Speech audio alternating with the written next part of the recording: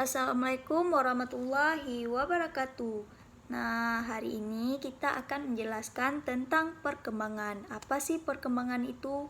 Nah, sebelum kita menjelaskan tentang perkembangan, kita harus mengetahui dulu komponen-komponen dari perkembangan tersebut, yaitu pertama sekali hakikat perkembangan, ciri perkembangan, fase perkembangan, dan hukum-hukum dari perkembangan.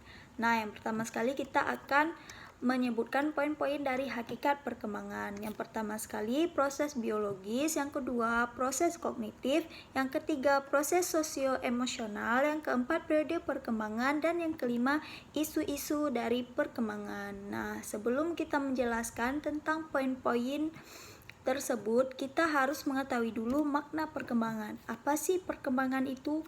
Nah, makna perkembangan ialah pola gerakan atau perubahan yang dimulai dari kita masih dari kecil, dari pembuahan dan terus-menerus berlanjut sepanjang siklus kehidupan. Nah, dari pengertian tersebut kita tahu bahwa perkembangan itu terjadi terus-menerus dari kita masih bayi, dari kita masih kecil sampai kita sedewasa ini, seperti sekarang ini.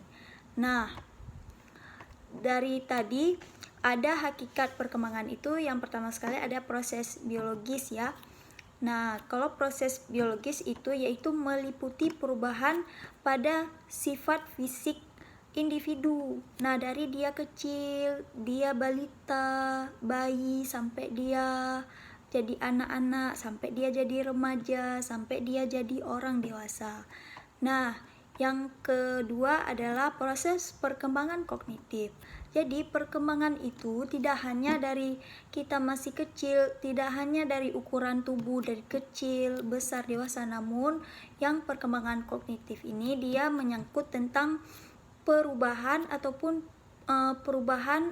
perkembangan dari pemikiran. Jadi pemikiran ataupun perubahan anak bayi itu, pemikiran dari anak bayi dengan anak balita itu berbeda. Anak balita dengan anak-anak itu berbeda. Dari anak-anak yang masih kecil ataupun balita dengan remaja itu beda, dan pemikiran remaja dengan pemikiran kita yang sudah dewasa pun berbeda juga.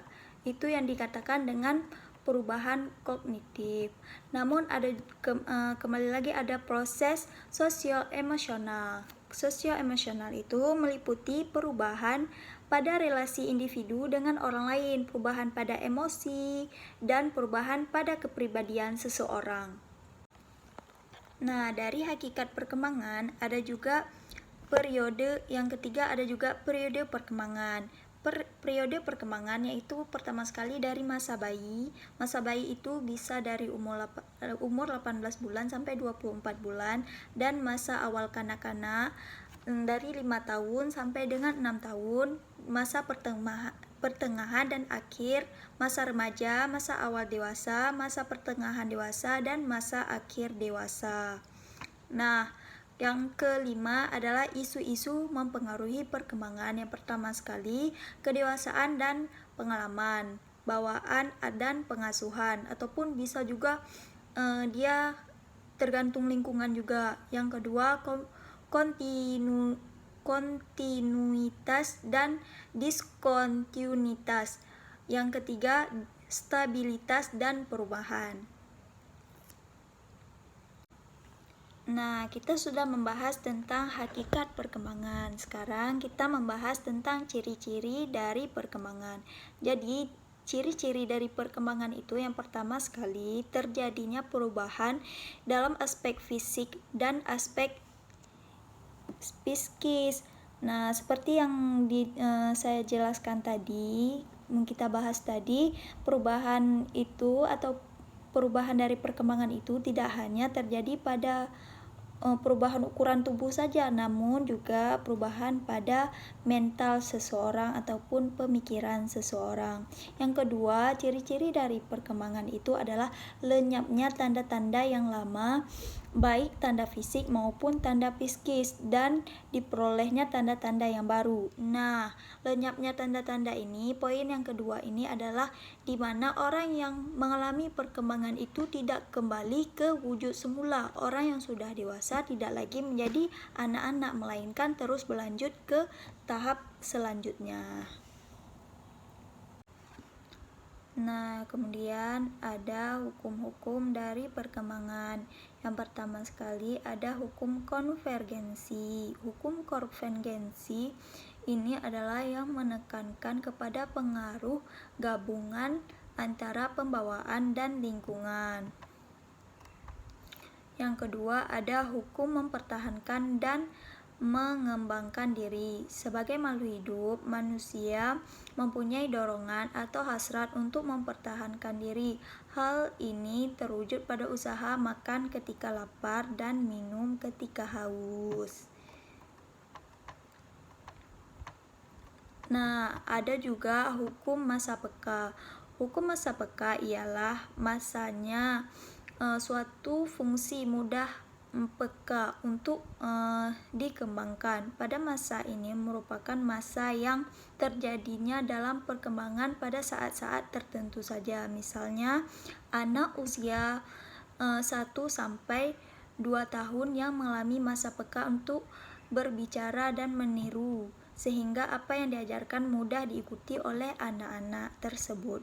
Yang keempat adalah hukum kesatuan organis. Yang dimaksud dengan hukum kesatuan organis di sini ialah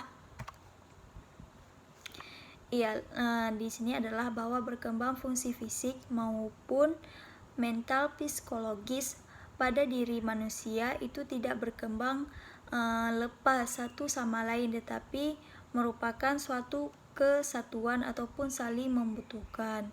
Yang kelima ada hukum rekapitulasi. Yang hukum ini merupakan penggulungan ringkasan dari kehidupan suatu bangsa yang berlangsung secara lambat selama berabad-abad. Dengan hukum ini berarti perkembangan jiwa anak merupakan ulangan dan adanya persamaan dengan kehidupan sebelumnya ataupun yang dilakukan oleh nenek moyang sebelumnya. Kemudian ada hukum irama perkembangan. Hukum irama perkembangan berlaku terhadap perkembangan setiap orang, baik menyangkut perkembangan jasmani maupun perkembangan rohani.